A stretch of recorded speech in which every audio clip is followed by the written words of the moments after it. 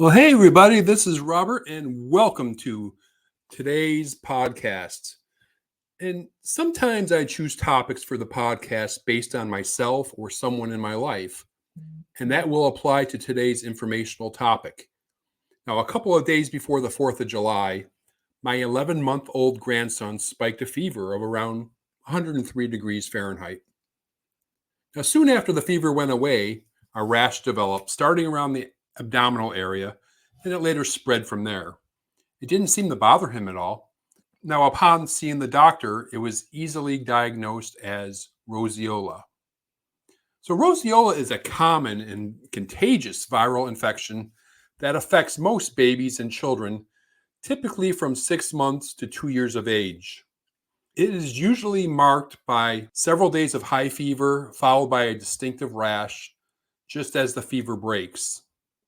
The disease is also called Roseola infantum, exanthum subitum, which basically means sudden rash, or most commonly as sixth disease.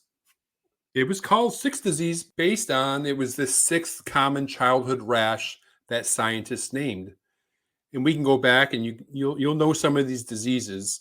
You may have heard of these other skin rash diseases. First disease, aka measles. Second disease is also known as scarlet fever. Third disease, rubella or German measles. Fourth disease, and this is kind of a not clear-cut one, but it's often related to staphylococcal scalded skin syndrome. And of course, there's fifth disease, which is caused by the parvovirus B19 virus. Now, roseola is caused by human herpes virus 6 and to a lesser extent by human herpes virus 7. Now, these viruses belong to the same family as the better-known herpes simplex viruses, or the HSV viruses, but they do not cause cold sores and genital herpes infections that HSV can cause. Now, roseola is contagious. The infection spreads when a child with roseola talks, sneezes, or coughs. This sends tiny droplets into the air that others can breathe in. The droplets also can land on surfaces, and if other children touch those surfaces and then their nose or mouth, they can also become infected.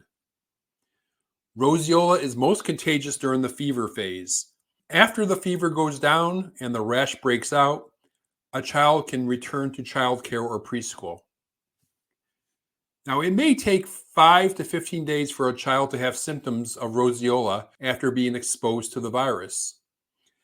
There is a sudden onset of high fever, often ranging from 103 degrees to 106 degrees Fahrenheit, with few or minor symptoms, and it lasts about 3 to 4 days. Now, after the fever breaks, some children develop a rash that lasts about 2 to 4 days. Now, a roseola rash appears as many small spots or patches, and these spots tend to be flat. And we're going to go over a little bit more detail later in the podcast concerning how to differentiate roseola from measles rash. Now, the rash often starts on the chest, back, or the belly, and then it spreads to the neck and arms. It might reach the legs and face.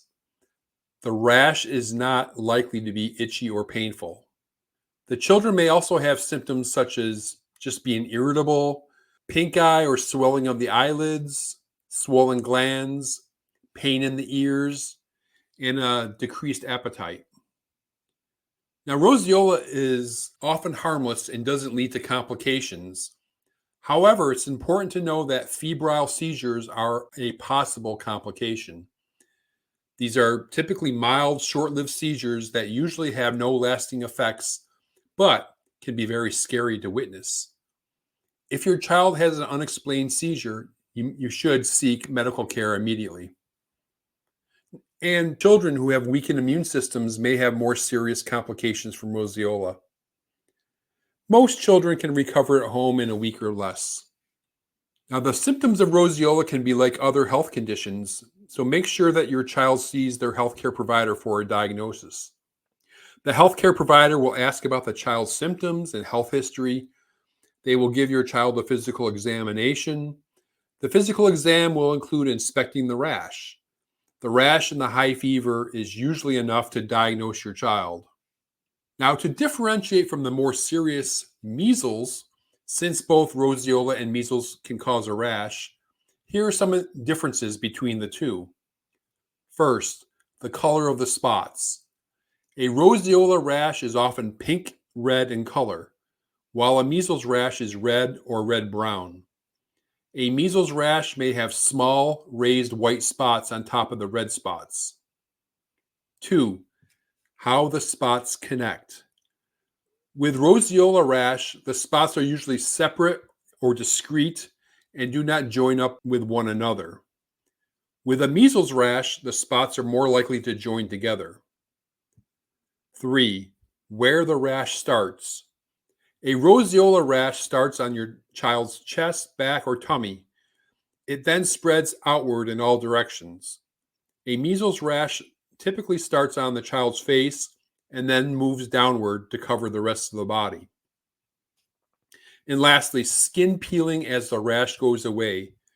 A roseola rash doesn't cause your child's skin to flake or peel away, while a measles rash does. Now, roseola is very common and affects nearly all children by their second birthday.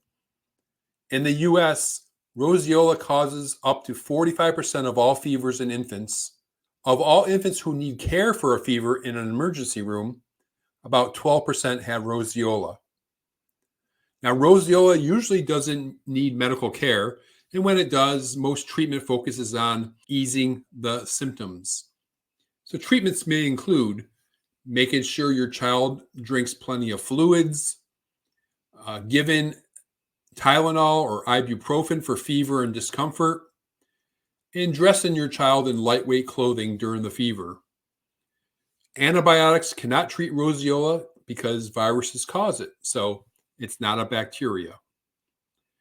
And lastly, there is no vaccine to prevent roseola, but you can protect others by keeping home a child with a fever until the fever has been gone for 24 hours.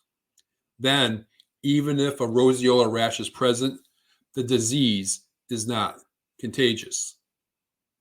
Thanks for listening.